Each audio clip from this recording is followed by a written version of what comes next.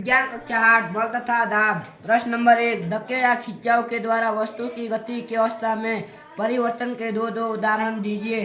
गेंद को मारना तथा वापस हमारे पास आना, फुटबॉल को मारना।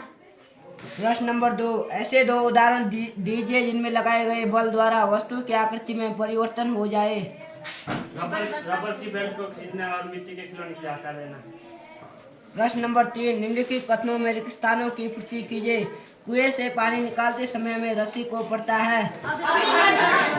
एक आवेशित वस्तु अनावेशित वस्तु को करती है। सामान से लदी ट्रॉली को चलाने के लिए हमें उसको पड़ता है। किसी चुंबक का उत्तरी ध्रुव दूसरे चुंबक के उत्तरी ध्रुव को करता है। प्रश्न नंबर 4, धनुष को खींचने के लिए धनुर्धर एक बल लगाते हैं जिसके कारण इसकी में परिवर्तन होता है। धनुष को खींचने के लिए धनुर्धर द्वारा लगाया गया बल का उदाहरण है। तीर की गति की अवस्था में परिवर्तन के लिए उत्तरदायी बल का प्रकार बल का उदाहरण है।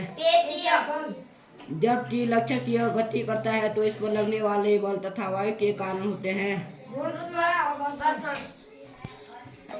प्रश्न नंबर 5, निम्न स्थितियों में बल लगाने वाले कारक तथा जिस वस्तु पर बल लग रहा है उनको पहचानिए। प्रत्येक स्थिति में जिस रूप में बल का प्रभाव दिखाई दे रहा है उसे भी बताइए।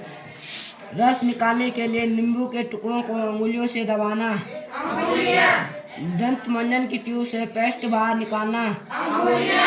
दीवार में लगे हुए लटकी कमानी के दूसरे सिरे पर लटका एक बार। ऊंची कूद करते समय एक खिलाड़ी द्वारा एक निश्चित ऊंचाई की छड़ को पार करना। प्रश्न नंबर 6, एक औजार बनाते समय कोई लोहे के गर्म टुकड़ों को हथौड़े से पीटता है। पीटने के कारण लगने वाला बल लोहे के टुकड़ों को किस प्रकार प्रभावित करता है? पीटने के कारण लगने वाले बल को लोहे के टुकड़े का आकार बदल देता है। प्रश्न नंबर 7, एक फैलाए हुए गुब्बारे को संश्लिष्ट कपड़े के टुकड़े से रगड़कर एक दीवार पर दबाया गया। यह देखा गया कि गुब्बारा दीवार से चिपक जाता है। दीवार तथा गुब्बारे के बीच आकर्षण के लिए उत्तरदायी बल का नाम बताइए। गुब्बारे और दीवार के बीच जो आकर्षण बल जिम्मेदार है वह है स्थिर वैद्युत बल। जब हम गुब्बारे को संश्लिष्ट कपड़े से रगड़ेंगे तो वह प्रभावित होगा। प्रश्न नंबर 8, आप अपने हाथ में पानी से भरी एक प्लास्टिक की बाल्टी लटकाए हुए हैं। बाल्टी पर लगने वाले बलों के नाम बताइए। विचार विमर्श कीजिए कि बाल्टी पर लगने वाले बलों द्वारा इसकी गति अवस्था में परिवर्तन क्यों नहीं होता। बाल्टी में लगने वाले बल गुरुत्वाकर्षण बल यह बल नीचे की ओर लग रहा है। मांसपेशियों का बल यह बल हमारे हाथों से बाल्टी को उठाने की दिशा में लग रहा है और यह परिणाम बताता है कि जो बल है वह एक ही प्रकार का बल है और इसलिए उसकी आकृति में कोई परिवर्तन नहीं होता है। प्रश्न नंबर 9, किसी उपग्रह को इसकी कक्षा में प्रमोचित करने के लिए किसी रॉकेट को ऊपरी की ओर प्रक्षेपित किया गया। प्रमोचन मंच को छोड़ने के तुरंत बाद रॉकेट पर लगने वाले दो बलों के नाम बताइए। घर्षण बल वायु के कारण, गुरुत्वाकर्षण बल नीचे की दिशा में खींच रहा है। प्रश्न नंबर 10, जब किसी ड्रॉपर में चंचू को पानी में रखकर इसके बल को दबाते हैं तो ड्रॉपर की वायु बुलबुलों के रूप में बाहर निकलती हुई दिखलाई देती है। बल्ब से दाब हटा लेने पर ड्रॉपर में पानी भर जाता है। ड्रॉपर में पानी चढ़ने का कारण है। ड्रॉपर में पानी चढ़ने का कारण है वायुमंडल दाब। पादपों में जनन विज्ञान कक्षा 7 प्रश्न 1, रिक्त स्थान की पूर्ति कीजिए। जनन पादप में कायिक भागों में नए पादप के उत्पादन का प्रकरण कहलाता है। कायिक प्रवर्धन कहलाता है। ऐसे पुष्पों को जिनमें केवल नर अथवा मादा जनन अंग होता है पुष्प कहते हैं। अलैंगिक पुष्प कहते हैं। परागकणों का उसी अथवा उस प्रकार के अन्य पुष्प का परागकोश के वर्तिकाग्र पर स्थानांतरण का प्रकरण कहलाता है। परागण कहलाता है। नर और मादा युग्मक का युग्मन कहलाता है। निषेचन कहलाता है। बीज प्रकीर्णन और के द्वारा होता है। हवा, पानी और जंतुओं के द्वारा होता है। प्रश्न 2, अलैंगिक जनन के विभिन्न विधियों का वर्णन कीजिए। प्रत्येक के 2 उदाहरण दीजिए।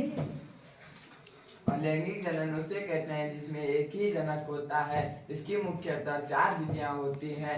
मुकुलन, इकाई प्रबंधन और इष्ट और द्विखंडन। प्रश्न 3 पादपों में लैंगिक जनन के प्रक्रम को समझाइए। लैंगिक जनन में दो जनक होते हैं, नर और मादा। बाद में यह नए जीव में परिवर्तित हो जाते हैं। लैंगिक जनन जीव जंतुओं और पेड़ पौधों में होता है। प्रश्न नंबर 4 अलैंगिक और लैंगिक जनन के बीच प्रमुख अंतर बताइए। अलैंगिक जनन केवल एक जनक की आवश्यकता होती है। नए जीव सामान्यतः जनक जीव के समान होते हैं, उदाहरण के लिए हाइड्रा और स्पाइरोगाइरा। लैंगिक जनन नर और मादा दोनों जनन की आवश्यकता होती है। नए जनन दोनों के समान होते हैं। उदाहरण मानव, कीड़े, जानवर और पेड़ पौधे आदि यह लैंगिक जनन दिखाते हैं। पुष्प के विभिन्न भागों के नाम बताइए। पुष्प के मुख्यतः दो भाग होते हैं, स्त्री केसर और पुंकेसर। पुंकेसर तंतु और परागकोश। स्त्री केसर के 3 भाग होते हैं, वर्तिकाग्र, वर्तिका और अंडाशय। प्रश्न नंबर 6 स्वपरागण और परपरागण के बीच अंतर बताइए।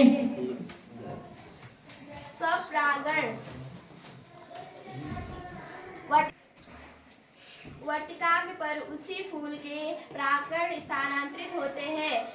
परागण के लिए किसी माध्यम की आवश्यकता नहीं होती है, उदाहरण के लिए मूंगफली और सूरजमुखी आदि।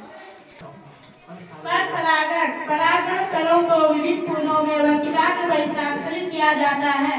परागण के लिए हवा, पानी, कीड़े आदि माध्यमों की आवश्यकता नहीं होती है, उदाहरण आम, गुलाब और फूलों के अधिकांश पौधे। प्रश्न नंबर 7 पुष्पों के निषेचन का प्रक्रम किस प्रकार संपन्न होता है। नर युग्मक का परागण वर्तिकाग्र से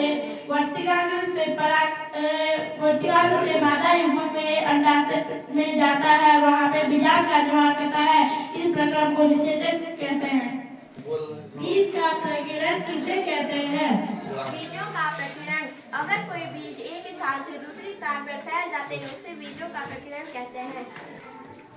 बीज निम्न माध्यमों के द्वारा फैलते हैं, हवा द्वारा, पानी द्वारा, जानवरों के द्वारा, मनुष्यों के द्वारा, बीज के फटने के द्वारा।